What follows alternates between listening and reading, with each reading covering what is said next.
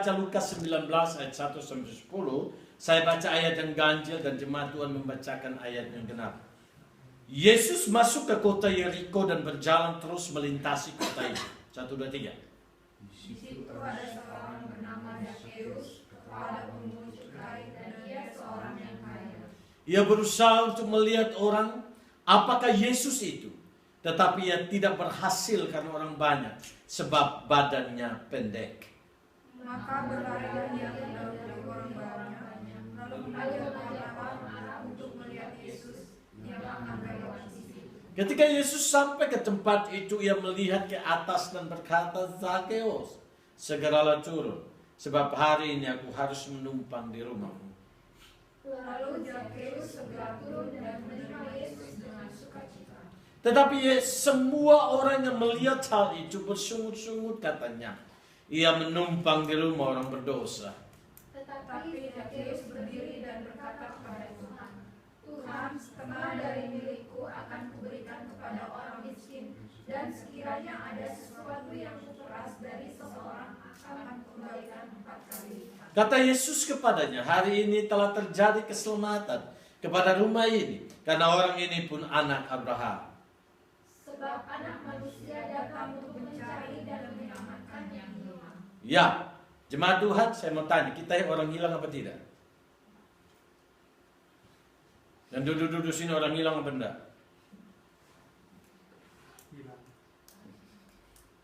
Kita ini orang hilang tapi sudah didapatkan oleh Tuhan. Ya, jadi kita ini dulunya orang hilang ini. Tetapi kalau saudara dan saya tidak mengaku sebagai orang hilang, berarti Yesus datang bukan untuk kita. Karena Yesus katakan, aku datang untuk mereka yang hilang.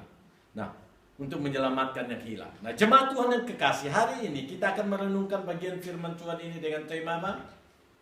Kebutuhan akan Yesus. Nah, jemaat Tuhan, kita memahami bahwa cara Tuhan untuk memenangkan setiap pribadi untuk percaya kepada Dia itu caranya berbeda-beda.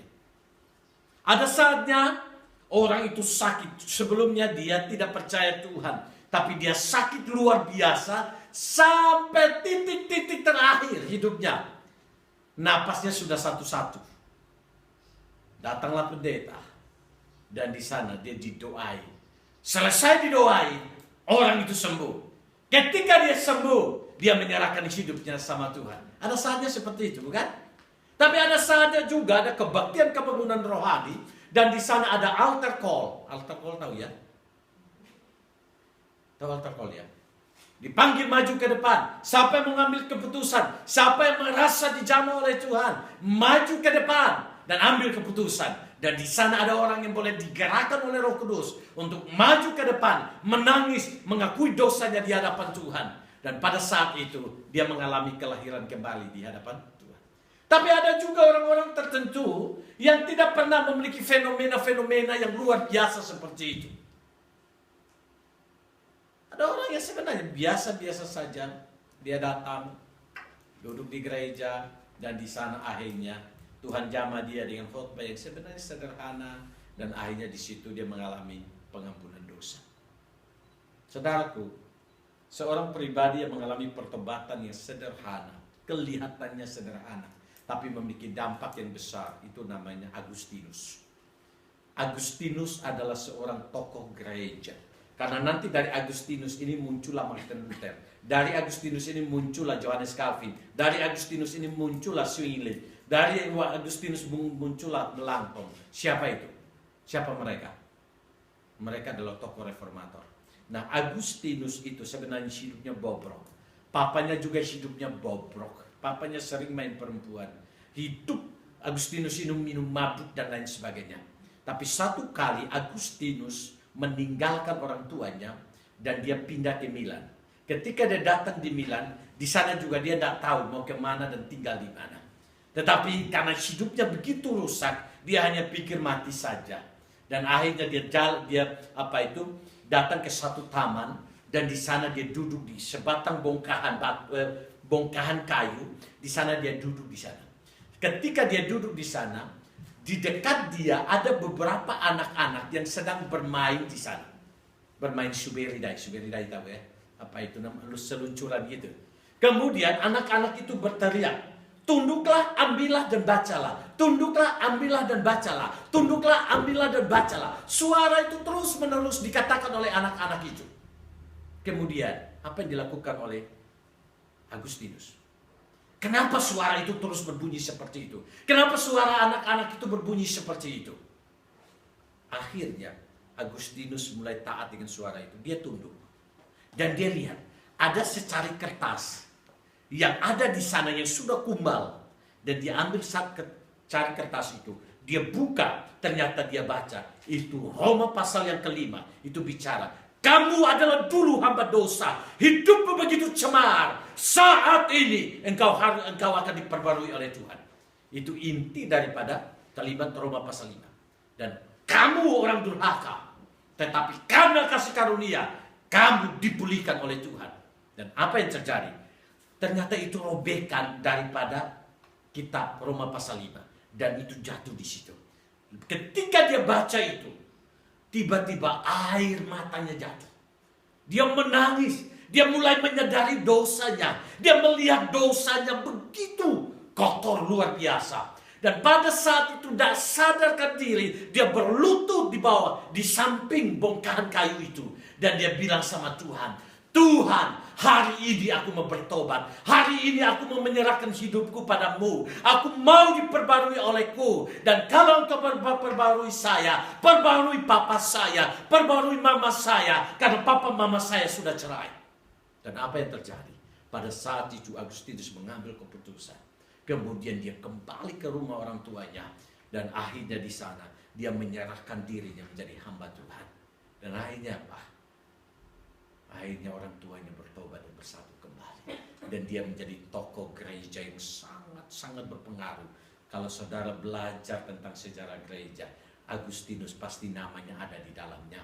Karena dia seorang yang memiliki pengajaran-pengajaran yang fundamental. Yang dimana semua gereja membangun pengajarannya di atas pengajaran firman Tuhan yang digali oleh Agustinus itu sendiri. Sebenarnya sesuatu yang biasa, betul? Tetapi dia memiliki pengaruh yang luar biasa. Mungkin kita di sini, kita punya pengalaman-pengalaman Tuhan panggil kita. Saya kelas 5 SD, saya sudah sungguh-sungguh meyakini Tuhan jamah hidup saya. Dan di sana saya yakin bahwa Tuhan panggil saya menjadi hamba Tuhan. Pak Kris juga punya pengalaman bagaimana Tuhan panggil untuk sungguh-sungguh. Dulu KTK Sasi nggak mau datang, gitu ya. Tapi setelah di Jepang, Tuhan panggil. Ketua kita mengatakan, Bapak, sekarang sudah zamannya. Untuk apa lagi mikir dunia ini? Sekarang kita berikan hidup sama Tuhan. Betul? Dewi saya tidak tahu bagaimana bertobatnya. Bagaimana Ibu Regia punya pengalaman bertobatnya. Jessica punya pengalaman bertobat. Sinta punya pengalaman bertobat. Tapi Yesus sang katakan, 15 tahun yang lalu, dia adalah seorang yang tidak mengenal Tuhan. Tapi ketika Tuhan jamah dia, akhirnya dia memberikan hidupnya kepada Tuhan. Kita semua punya pengalaman. Tapi satu hal yang saya mau katakan buat kita. Mengapa kita punya pengalaman seperti itu? Mengapa kita bisa datang sama Tuhan? Hanya satu jawaban adalah karena kita butuh Tuhan dalam hidup ini. Nah, hari ini kita merenungkan satu pengalaman yang indah dari Sakeus. Pertanyaan saya, mengapa Sakeus orang yang kaya itu dia datang sama Tuhan? Sakeus bukan orang yang biasa, karena dia bukan pemungut cukai, tapi dia kepala pemungut cukai. Biasanya disebut kepala pemungut cukai, berarti di bawahnya ada 200 pemungut cukai yang dipimpin oleh dia. Dan minimalnya ada 3 wilayah yang ada di bawah dia. Dan kalau satu wilayah, itu sudah tahu berapa ribu penduduk yang dia harus dapatkan dari sana, pajak itu sendiri. Dia bukan orang yang main-main. Tapi dia orang yang sebenarnya kaya luar biasa dan memiliki pengaruh yang luar biasa. Tapi pertanyaannya adalah, orang yang kaya seperti ini, orang yang terkenal seperti ini, orang yang sibuk seperti ini, mengapa dia datang sama Tuhan Yesus? Jawabannya hanya satu. Karena dia mau tahu siapa itu Yesus. Pertanyaan saya, mengapa dia mau tahu akan Yesus? Jawabannya adalah oleh karena dia butuh Yesus. Mengapa dia butuh Yesus? Karena walaupun dia kelihatannya punya semuanya, tapi masih ada kekosongan yang masih ada dalam hatinya, yang tidak dapat diisi oleh apapun juga. Dan dia tahu, kekosongan itu adalah kebutuhan dia akan Yesus. Maka ketika dia dengar Yesus melintasi daerah Yeriko, dia datang karena dia pendek, dia datang, dia lari-lari dan dia mau cari tahu. Ternyata ketika dia cari tahu, banyak orang berdiri di sana. Dia tidak dapat melihatnya. Apa yang dilakukannya? Panjat pohon ara. Ada cerita yang lucu dari guru sekolah minggu. Dengan semangatnya guru sekolah minggu menceritakan, anak-anak, ada seorang yang panjat pohon ara. Dan ketika dia naik di atas, Tuhan Yesus lewat. Dan Tuhan Yesus bilang, hai Lazarus, turun dari pohon ara. Anak-anaknya protes. Hei ibu guru, itu bukan Lazarus, itu Sakeus. Ya maksudnya Tuhan bilang, hai Lazarus turun, karena itu bukan tempatmu, tempatnya Sakeus, katanya begitu. Jadi guru sekolah minggu ini juga hebat juga ya. Bagaimana supaya anak-anak tidak tahu bahwa dia ini salah. Karena memang itu tempatnya Sakeus, begitu ya. Tapi mari kita boleh melihat satu hal. Saking karena dia mau tahu akan Yesus, saking karena dia butuh Yesus, maka dia tidak malu-malu naik di atas pohon ara. Orang kaya ini, orang terkenal, orang terpandang. Tetapi hanya karena butuh Yesus, dia berusaha bagaimana. Tidak usah sentuh dia sekalipun. Yang penting saya bisa lihat dia. Ini kebutuhan bukan?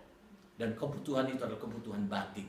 Dan kebutuhan batin itu tidak akan pernah terisi kalau itu tidak terpenuhi dengan dia melihat Yesus. Nah, jemaat Tuhan yang kekasih, dia melakukan apa yang kelihatannya bodoh. Dia melakukan sesuatu yang kelihatannya sebuah penghinaan. Karena seorang yang kaya terhormat harus naik pohon ara hanya lihat Tuhan Yesus. Tapi saudaraku, perbuatan yang dia lakukan di hadapan Tuhan bukan sesuatu yang sederhana.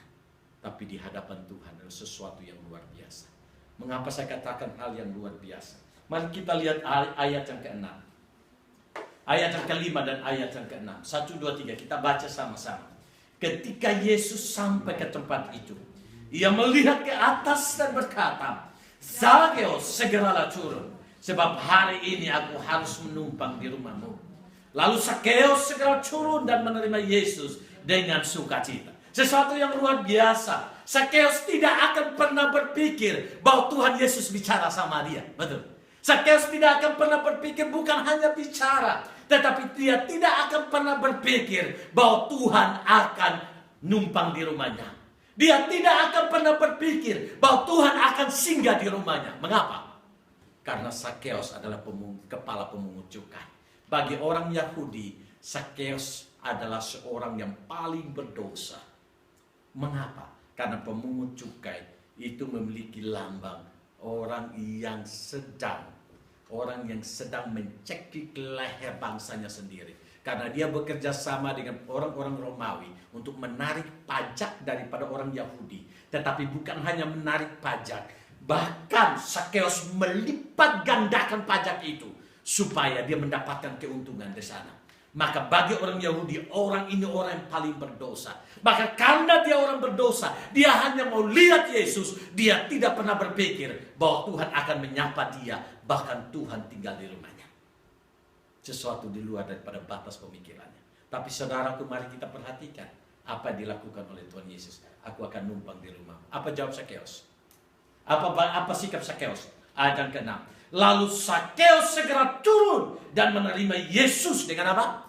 Sukacita. Maka di sini kita melihat ketika Zakeus membutuhkan Tuhan. Pertanyaan saya, Tuhan tahu hatinya enggak? Tahu. Tuhan tahu kerinduannya enggak? Tahu. Tuhan tahu dia ada di atas pohon apa tidak? Tahu. Tapi satu hal yang indah, ini adalah momen di mana Tuhan mau menjawab kebutuhannya, yaitu Tuhan mau numpang di rumahnya.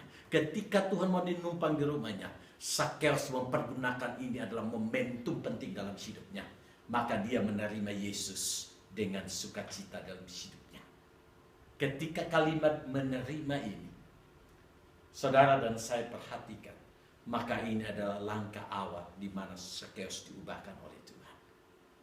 Karena istilah menerima Yesus artinya dia membuka hatinya dan mempersilahkan Yesus masuk. Tidak hanya di rumahnya, tetapi masuk di dalam hatinya.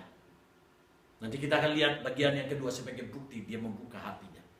Maka otomatis kebutuhan akan Yesus yang awalnya hanya lihat Yesus, Tuhan pakai kesempatan itu sebagai langkah utama di mana dia menerima Yesus sebagai Tuhan dan Juru Selamatnya. Maka jemaat Tuhan yang kekasih, kekristenan harus dimulai dengan langkah yang pertama. Kita harus menerima Yesus sebagai Tuhan dan Juru Selamat kita. Terima dia. Dan orang yang menerima Yesus, pasti dia menerima dengan sukacita. Oleh karena apa? Menerima Yesus belum tentu kesempatan itu diberikan kepada semua orang. Mengapa saya katakan demikian? Saudara dan saya kalau baca Efesus pasal 1, ayat 4, 5, dan 7, dan 11. Maka saudara dan saya menempatkan satu rahasia. Bahwa orang yang diselamatkan oleh Tuhan itu ditentukan sebelum dunia dijadikan. Maka kalau saudara dan saya bisa membuka hati, menerima Yesus, itu tandanya sebelum saudara dan saya lahir, sebelum dunia diciptakan, sebenarnya kita sudah ditentukan untuk diselamatkan oleh Tuhan.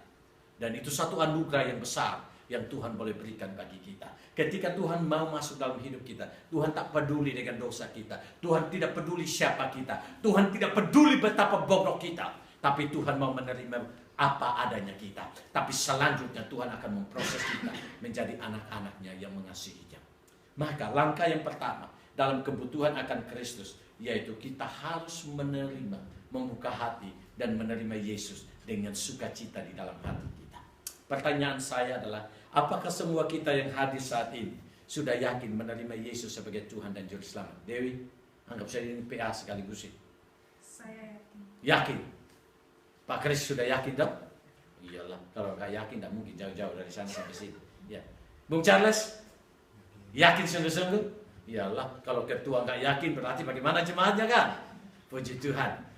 Jessica, yakin sungguh-sungguh? Sinta, Ibu Regia, yakin sungguh? Ya susah-usah?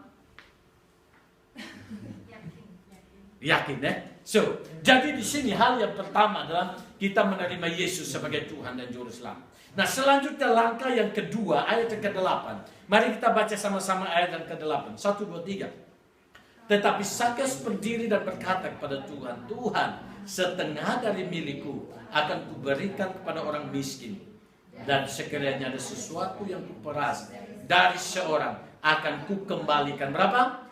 4 kali lipat. Jadi hal yang kedua, setelah dia terima Tuhan Yesus dengan sukacita, mulai dengan langkah dia butuh Yesus, hanya melihat Yesus. Tapi akhirnya dia menerima Yesus sebagai Tuhan dan Juru Selamat.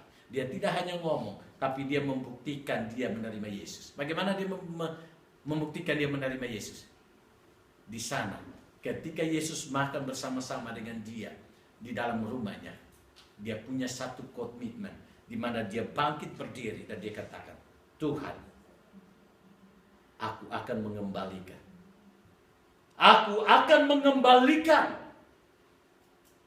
milikku kepada orang-orang yang mungkin aku peras. Dan aku kembalikan berapa? 4 kali lipat. Mengapa dia melakukan itu? Kalimat ini mengandung 2 unsur. Unsur yang pertama adalah unsur pengakuan dosa. Karena di sini ada kalimat kuperas. Berarti selama ini mungkin dalam ketidaksadarannya bahwa dia melakukan ini hanyalah sebuah pekerjaan. Tapi ketika dia bertemu dengan Tuhan, dia boleh sadar bahwa ternyata pemerasan ini adalah dosa di hadapan Tuhan. Sadar atau tidak? Banyak sekali hal dalam hidup ini kita berjalani tanpa kesadaran.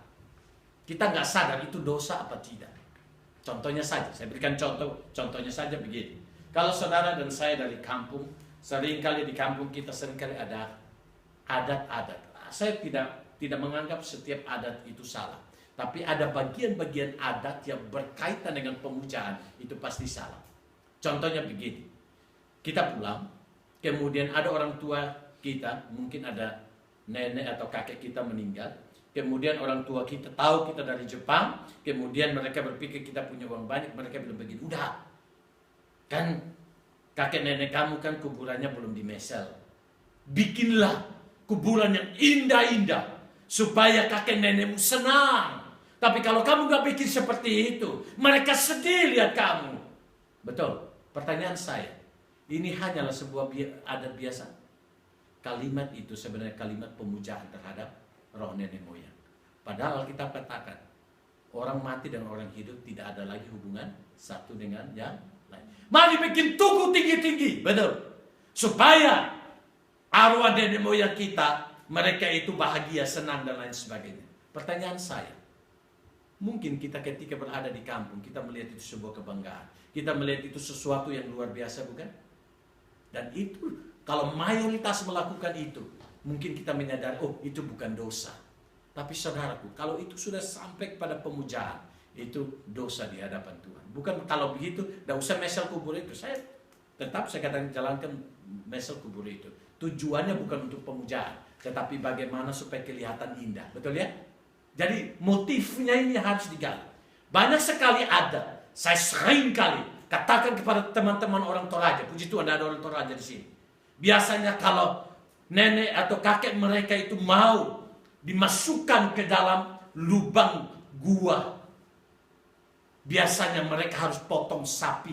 Bahkan ada satu orang yang ada di Aichi, saya mau katakan, dia sampai keluarganya harus mengeluarkan 135 juta untuk satu ekor kerbau.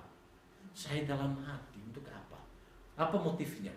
Mereka cerita sendiri sama saya bahwa kalau semakin banyak kerbau, maka semakin banyak semakin cepat nyawa mayat ini, roh mayat ini akan ditarik oleh kerbau-kerbau itu untuk cepat masuk ke surga. Saya mau tanya, ini adat atau ini kepercayaan? Kalau adat masuk ke dalam lingkungan kepercayaan, maka itu saya mau katakan itu adalah ilah. Dan ketika itu menjadi ilah, itu menjadi sebuah kejijikan di hadapan Tuhan. Tapi mungkin ketika kita berada dalam mayoritas komunitas seperti itu, kita merasa itu biasa, betul? Bahkan kita happy di sana, minjam sekalipun, yang penting happy di sana. Karena kita berpikir itu bukan dosa. Tapi ketika kita diterangi oleh Tuhan, baru kita berpikir, wah itu dosa. Satu hal lagi, kadang keluarga seringkali berkata begini, aduh, tolonglah, kau bangunlah dulu rumah di sini, begitu ya. Kamu kan sudah berapa tahun di sini, Dewi? Sinta? 9 bulan. Jadi 1 tahun nanti ya. 1 tahun di sini. Kalau kita tatoe, Pak. Jadi kalau kamu di Jepang, tapi kalau kamu pulang tidak ada tanda mata, rumah tidak jadi-jadi. Apa kata tetangga sama kamu? Pertanyaan saya, ini kalimat baik apa tidak? Seharusnya tidak baik. Kelihatannya baik, tapi sebenarnya tidak baik. Kenapa? Karena kita menempatkan nilai diri kita kepada hasil buah karya kita. Pada nilai diri kita sudah Tuhan tanamkan dengan nilai yang daripada Tuhan itu sendiri, yaitu sebagai gambar dan rupa Allah. Maka jemaat Tuhan yang kekasih, mari kita boleh melihat. Sebelumnya Sakeus menganggap ini adalah sebuah pekerjaan biasa. Tetapi ketika dia bertemu dengan Tuhan, baru dia mengerti ternyata pekerjaannya selama ini adalah sebuah pemerasan. Dan dia sadar itu, dosa itu, dan dia mengakui. Dan dia mengembalikan bukan hanya 2 kali lipat, tapi dia mengembalikan 4 kali lipat. Bisa miskin dia ini, betul.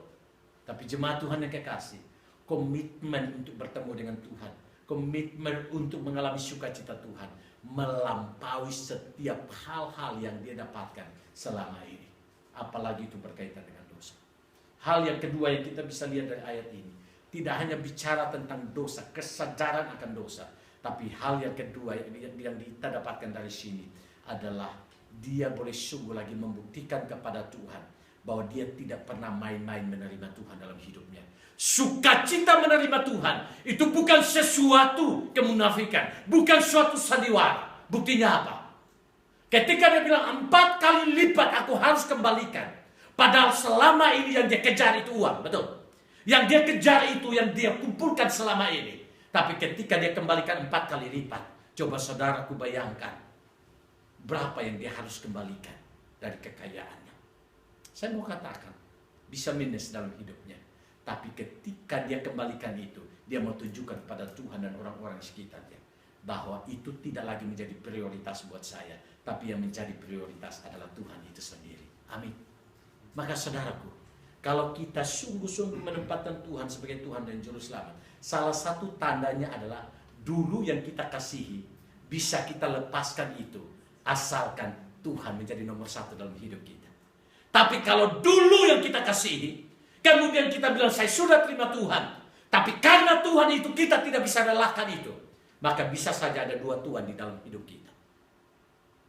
Tapi kalau Tuhan tinggal dalam hidup kita, dan yang lain itu kita berani relakan. Yang dulunya kita kasih, kita berani relakan. Artinya, Mazmur pasal yang ke-40 mengatakan, ayat yang ke-6, tidak ada yang disejajarkan dengan engkau. Banyaklah yang telah kau lakukan ya Tuhan Allahku, dan tidak ada yang dapat disejajarkan dengan engkau dalam hidupku. Artinya, ini menjadi satu ujian buat kita kalau kita lihat Tuhan adalah kebutuhan kita. Sudahkah kita menempatkan untuk menerima Tuhan dan menempatkan Tuhan menjadi prioritas utama dalam hidup kita? Itu ada pada Sakeus. Maka pertanyaan saya, ketika Sakeus bertobat, Tuhan makan sama-sama dengan dia. Apakah Tuhan menekankan dia? Kau harus jual. Kau harus jual hartamu. Kembalikan 4 kali lipat, jual hartamu dan berikan kepada orang miskin. Tuhan bilang begitu apa tidak? Tuhan tidak bilang begitu. Kalimat itu hanya Tuhan sampaikan kepada seorang muda yang datang pada Tuhan Yesus. Betul? Dan Tuhan bilang, pulang jual hartamu. Nggak tega dia. Pulang dengan sedih. Nggak sanggup dia jualnya. Tetapi hal itu tidak dituntut pada Sakeus. Tetapi Sakeus sendiri berinisiatif untuk membuktikan cinta kasihnya kepada Tuhan. Bukan cinta kasih yang main-main. Karena dia tahu. Dia harus melepaskan apa yang dikasihi yang selama ini dia kejar. Yang sebenarnya lahir daripada dosa. Dia harus relakan itu. Dan dia boleh menempatkan Tuhan menjadi nomor 1 dalam kehidupannya. Kalau kita katakan bahwa kita adalah orang Kristen yang sejati. Mari, apakah kita juga sudah ada dalam lingkup dan komitmen seperti Sakeus ini atau tidak? Kalau belum, kita mengevaluasi hidup kita. Dan kita boleh sungguh lagi memperbarui hidup kita hari lepas hari. Saya mau katakan satu hal. Hiduplah hari ini sungguh-sungguh di hadapan Tuhan. Sebagaimana besok kita tidak lagi hidup. Mengapa? Karena kita nggak tahu. Besok kita masih bisa hidup apa tidak. Besok siapa tahu Tuhan sudah datang. Dan kita harus mempertanggungjawabkan hidup ini di hadapan Tuhan. Maka ketika Sakeus bertobat, Sakeus tidak main-main dengan pertobatannya. Dan dia membuktikan tidak main-mainnya dengan yang dia kejar selama ini. Berpuluh-puluh tahun dia kejar ini. Berpuluh-puluh tahun dia kumpulkan ini. Berpuluh-puluh tahun dia simpan ini. Tapi ketika dia bertemu dengan Tuhan, dia berani relakan itu. Karena Tuhan sudah menjadi nomor 1 di dalam hatinya. Maka ketika Tuhan melihat bukti ini, baru Tuhan bilang ayat yang ke-9. Mari kita baca sama-sama ayat yang ke-9. 1, 2, 3. Kata Yesus kepadanya, hari ini telah terjadi keselamatan kepada rumah ini. Karena orang ini pun, apa? Anak Abraham. Maka di sini kita melihat komitmen itu membuktikan bahwa dia sungguh-sungguh sudah diselamatkan oleh Tuhan. Dia tidak hanya memproklamirkan bahwa dia sungguh mencintai Tuhan. Tapi Tuhan sendiri pun memproklamirkan bahwa Sakeus ini pun sudah punya kepastian keselamatan. Dengan komitmen-komitmen yang diambil dalam hidupnya. Saya rindukan kita semua sebagai jemaat, sebagian besar adalah pengurus. Saya mau katakan, kalau Tuhan sudah memperbarui hidup kita, Tuhan sudah menempatkan diri dan menjadi utama dalam hidup kita. Dan kalau kita semua sudah beres di hadapan Tuhan, saya percaya pelayanan ini baru akan bertumbuh dan berkembang.